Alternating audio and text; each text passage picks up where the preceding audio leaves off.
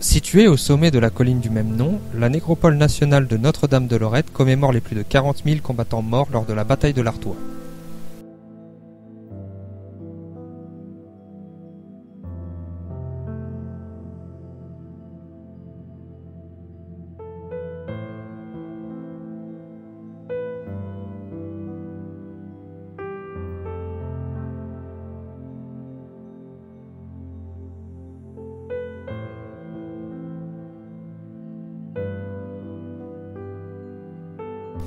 La colline sanglante, telle qu'elle était surnommée au cours de la Première Guerre mondiale, était un lieu stratégique contesté lors de la seconde bataille de l'Artois, du 9 mai au 25 juin 1915.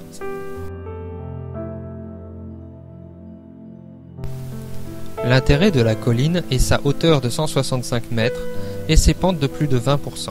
Ces dispositions rendent toute visée dangereuse tout en apportant la vision d'une grande surface de la région.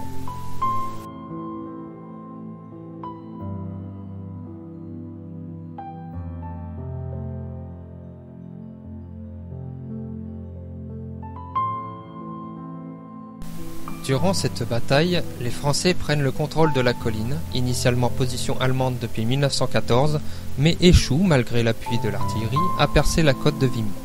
40 000 soldats français perdent la vie, 64 000 sont blessés, et le terrain conquis ne s'étend que sur 20 km². Les pertes allemandes, toutes confondues, ne s'élèvent qu'à 75 000.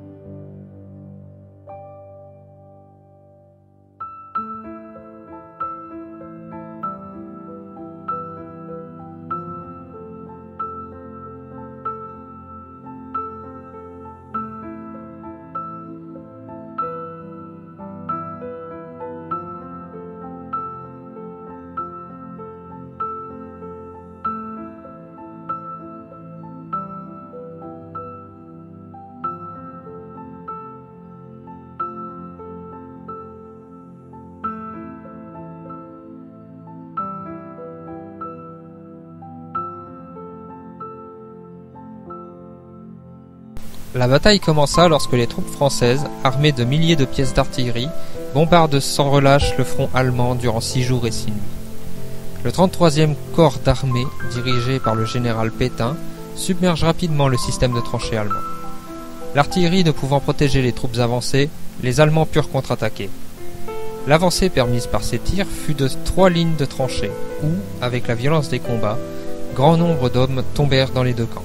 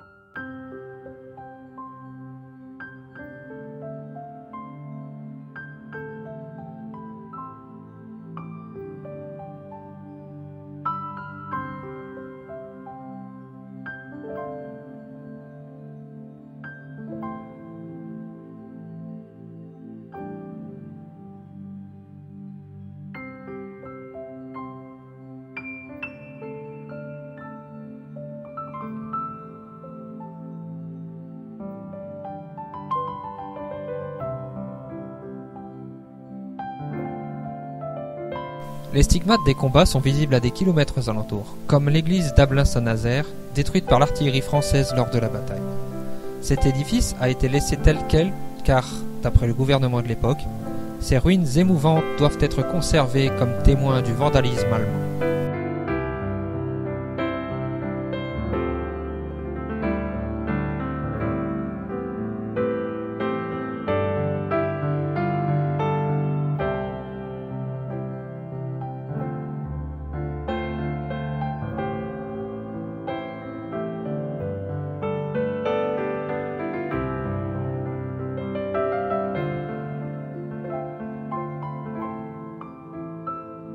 En 1925, un mémorial fut construit au sommet de la colline.